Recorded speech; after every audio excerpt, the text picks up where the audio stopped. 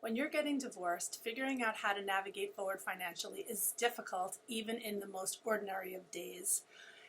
During COVID-1, obviously it's even harder. You or your ex may be now finding yourselves out of a job or with fewer resources for a variety of reasons.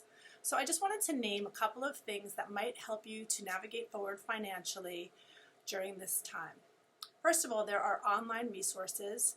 There's an organization called Savvy Ladies, that's SAVVY, ladies.org, which has lots of great tools, webinars, people who you can reach out to who can help you to financially organize, create spreadsheets, start from the beginning wherever you are, and start to get yourself and your finances on track.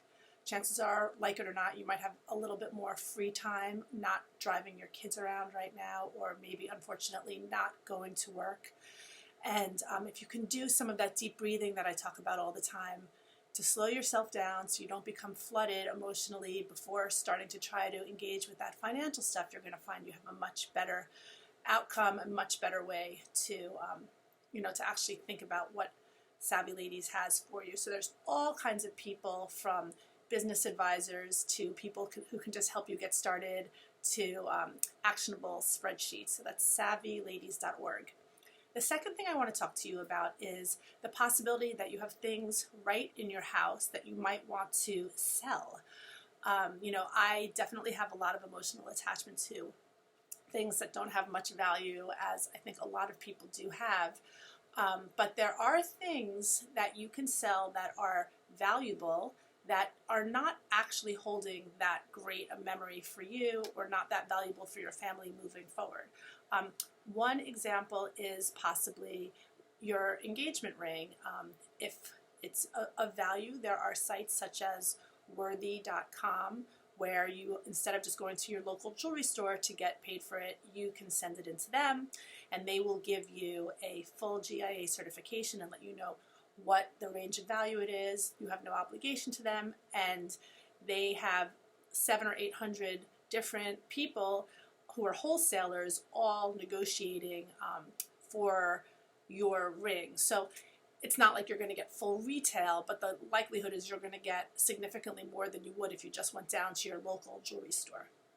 The other thing that you may be able to do is to reach out to another thing called Dreams Recycled. This was founded by a woman, Tiffany Beverlin, who went through her own divorce and had her own life recycled. And they will help you to sell online all kinds of personal belongings. Your wedding dress, which you may have some attachment to, might be a nice way to start a new bride in her life going forward. Even if your wedding didn't have particularly pleasant memories attached to it, rather than passing it down to maybe your child doesn't want to wear it, or you just have sons, or whatever the case may be.